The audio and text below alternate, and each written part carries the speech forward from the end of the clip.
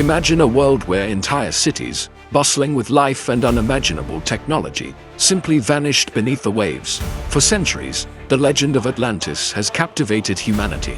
But what if I told you Atlantis wasn't the only magnificent civilization lost to the deep?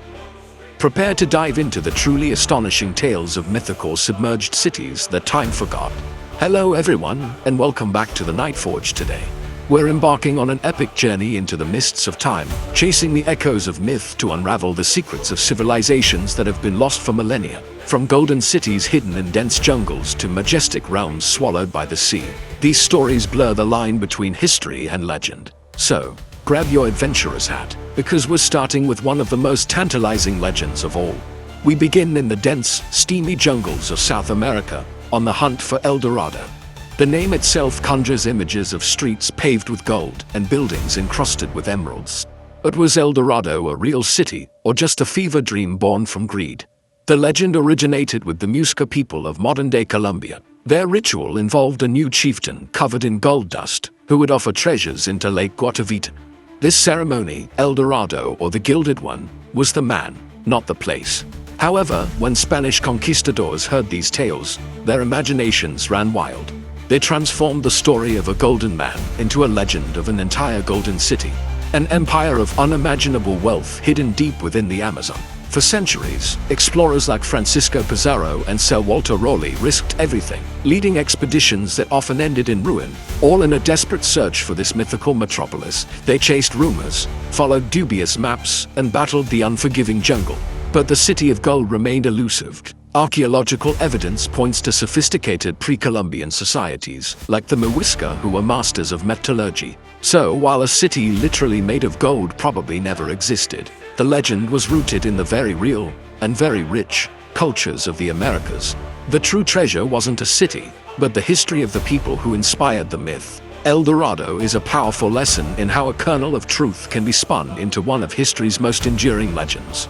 That El Dorado is just one of many vanished realms that haunt our collective imagination. Every corner of the globe has its own tales of magnificent cities lost to time. Think of the legendary land of Lyonesse, a kingdom said to have stretched from the tip of Cornwall, England, now lost beneath the waves of the Atlantic. Or the mythical city of Iram, of the Pillars in the Arabian desert, a magnificent metropolis destroyed by a sandstorm as punishment for its inhabitants' wickedness. For years, it was considered pure fiction, until the 1990s when satellite imagery revealed the tracks of an ancient trading post in Oman that some believe could be the real Iram. These legends of ancient cities, whether they're buried under sand, hidden in jungles, or submerged beneath the sea, speak to a deep human fascination with our own past. They represent a golden age, a time of greater wisdom, wealth, or power that we have since lost. They are cautionary tales about hubris, the wrath of nature, and the inevitable passage of time. Exploring these legends isn't just about finding ruins. It's about understanding the dreams and fears of the cultures that created them. These stories are the ghosts of history, whispering tales of what was, and what could have been. Now, let's dive from the deserts and jungles into the deep blue sea, to the most famous lost city of them all, Atlantis. The story comes to us from the Greek philosopher Plato, who around 360 BC, described a powerful and advanced island nation that sank into the ocean in a single day and night of misfortune. According to his account, Atlantis was an engineering marvel, with concentric rings of water and land, magnificent temples, and a civilization possessing technology and wisdom far beyond its time.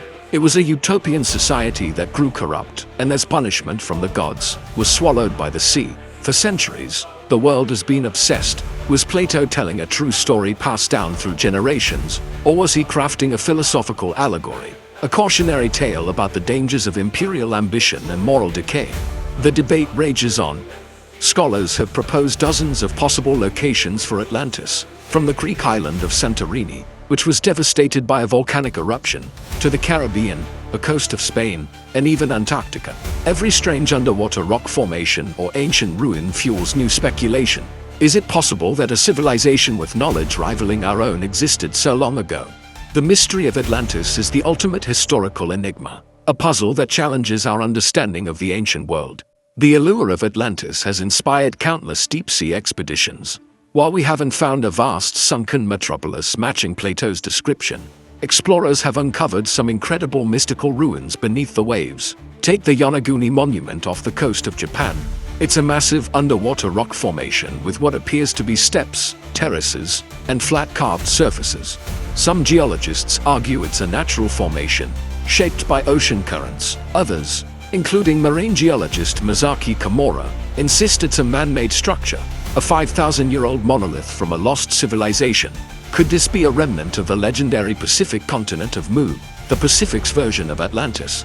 Then there's the ancient city of Heracleion, also known as Thernis, which was once Egypt's main port on the Mediterranean. For centuries, it was thought to be a legend, mentioned only in ancient Greek texts. But in the year 2000, it was discovered, perfectly preserved, submerged under 30 feet of water. Divers found colossal statues, temples, shipwrecks, and everyday objects, painting a vivid picture of a city that was a bustling hub of trade and religion before it sank around the 8th century AD, likely due to earthquakes and soil liquefaction.